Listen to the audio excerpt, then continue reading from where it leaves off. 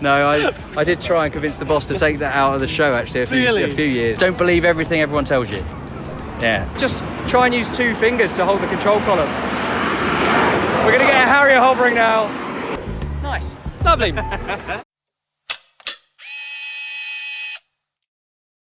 Mike, so you are probably the biggest rock star in aviation, from my opinion. I'm a bit of a fanboy.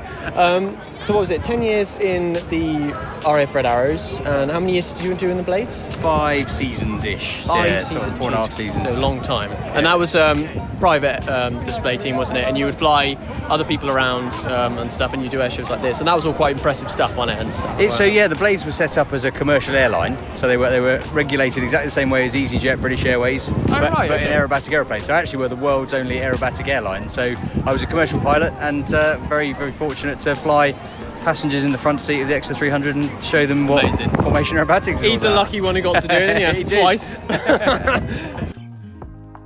think a lot of people would do anything to be in your position. So sort of tell me about how you sort of got into that world, how your upbringing and things like that, how you got into aviation. So I've been going to air shows since I was, in fact, the first air show I went to, I think I was 3 months old. Because I grew up in Biggin Hill, where every year there was a very big air show. And I went there from just after I was born. And then every year till I joined the Air Force, and it was just after my 3rd birthday, so in 1982, showing my age, it was I watched the Red Arrows and then told my mum I wanted to be a Red Arrows pilot. And so that early? I was 3 years old, yeah, and so that's what I dreamed of doing, watched the team every year, became a massive fan of the team, fan of aeroplanes. I joined the Air Cadets in Biggin Hill, and then leaving school straight after my A-levels, I joined up to join the Air Force, and then was quite fortunate, right time, right place at every stage through my flying career in the Air Force, and then applied to join the Red Arrows in 2007, and then, the rest kind of is history.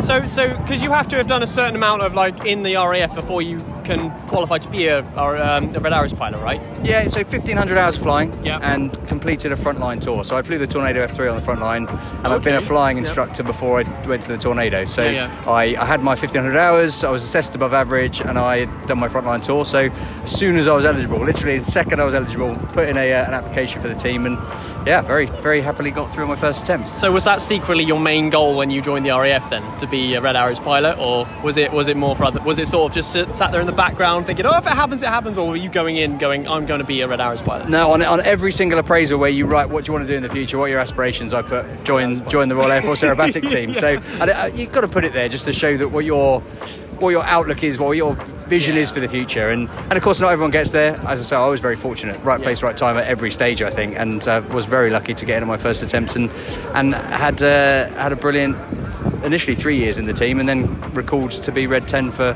5 years, and then an extra year as Red 3 in my 10th year. Do you remember the day you got the call to be a Red Arrows pilot? So it was a very interesting experience. The way the Reds at the time did it. So this was 2007. We'd been to Cyprus to see them on their Mediterranean training camp. 9 of us on what's called the shortlist. So we were 9 prospective candidates, and they were going to select 3 from us 9. There are actually 3 of us from the same squadron on that shortlist. So out of the 9 people, 3 of us were from Treble 1 Squadron on the Tornado. So I was with my squadron buddies, which was great. And then we went away from Cyprus, waited 3 or 4 days to find out the result, and the way the squadron boss, who was an ex-Red Arrow from Treble 1 Squadron, the way he wanted to deliver the news, he put each one of us in an office. He was away at an air show actually with a Tornado, and he said he put us each in an office and then rang that office individually to tell us the result. And I was the last, and we weren't allowed to leave the office till we'd all found out. And how long after that did you get the red suit? So that would have been in the April.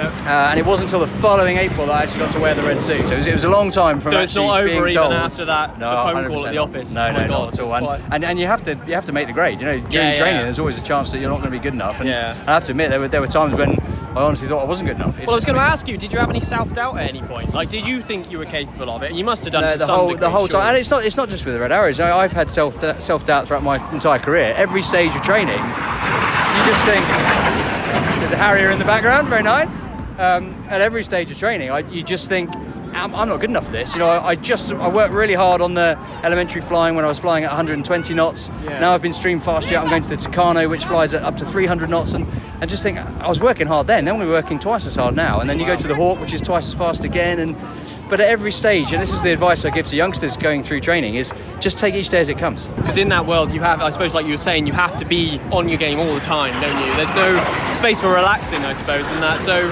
not really, and it's the pace of training on the Red Arrows is relentless. So you're flying 3 times a day, 5 days a week, and each trip is you're building on something you've done before. So there's no time to sort of rest on your laurels and just and relax. You are constantly striving for a better performance, introducing new manoeuvres, and it just gets harder and harder. And then, as I say, it's quite relentless. 45 flights a week.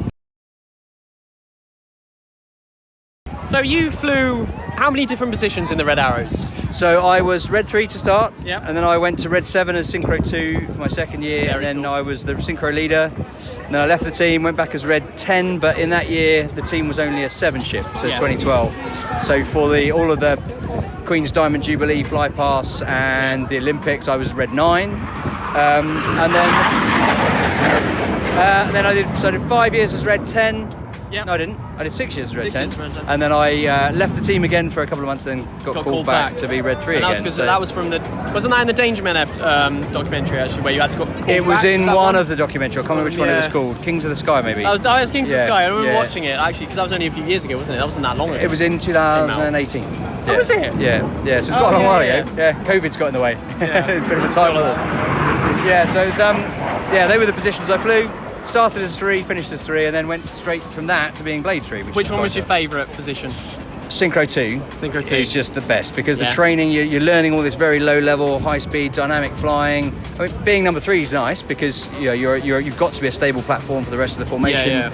And then being number 3, when I went back after being Red 10, that was actually better than that, because having been a team pilot and then the commentator, you kind of know what's happening in the air, so you can tell the crowd what's happening. To then go the other way was even better, because I knew in the cockpit how people would be reacting on the ground. Wicked. And I got a real buzz from knowing that the team would be, or the crowd would be cheering at this point of the show. So that was a real buzz, actually. Do you have a favourite move? As Synchro, it was flying mirror, so flying inverted. So inverted formation, that's always... So were you on top or bottom for that one? On top. So Synchro 2, you'd be on top of that. But that was great, because obviously the controls are all reversed. So if you need to go that way, you need to think in the opposite sense. So I enjoyed that. As number 3, I enjoyed, the rollbacks were good fun, because they were quite tricky to master. Python? No. Not really. No.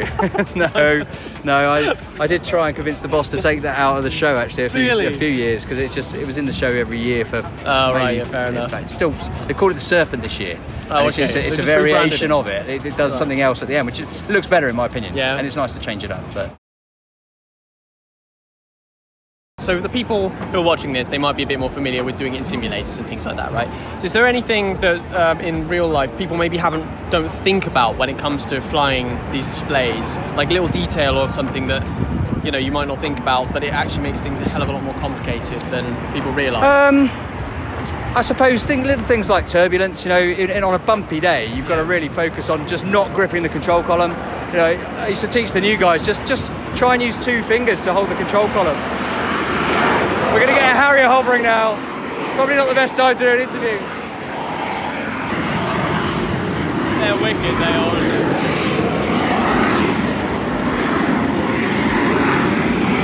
Can you hear me now? It's a very good noise. So I've actually had a go at hovering one of those. Have you? Yeah, just after I finished my officer training, before I started my flying training, I was a holding officer on what was then the Harrier Operational Conversion Unit, 20 Squadron. And I got a few trips in it, and one of them was a hovering trip, which is, it's a very cool jet. Apparently they're extremely hard to hover.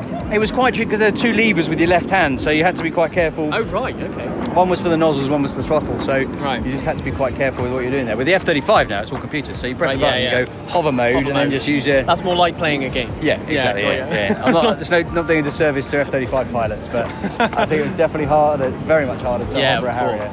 But it's a very cool jet though. Very cool jet.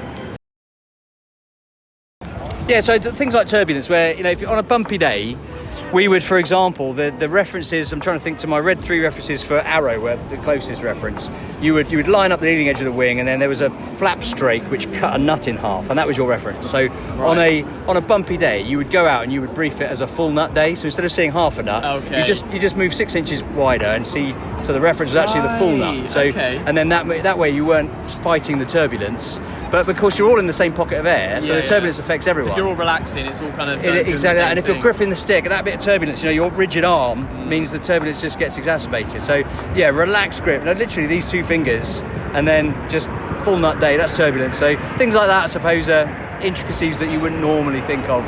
So you guys have never needed to put any reference points on the actual livery or anything like that, then you've just kind of gone with, there's a nut there that sort of lines up with that. Well, just do that every position has its own reference for each shape. So if you're number 5's reference for arrows different to number 3's, so it would always change.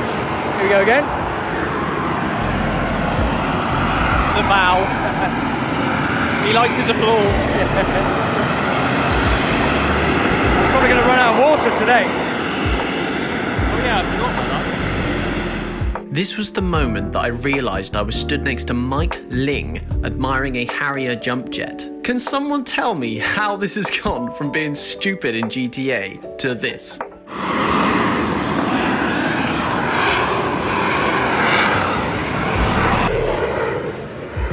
Nice. Lovely.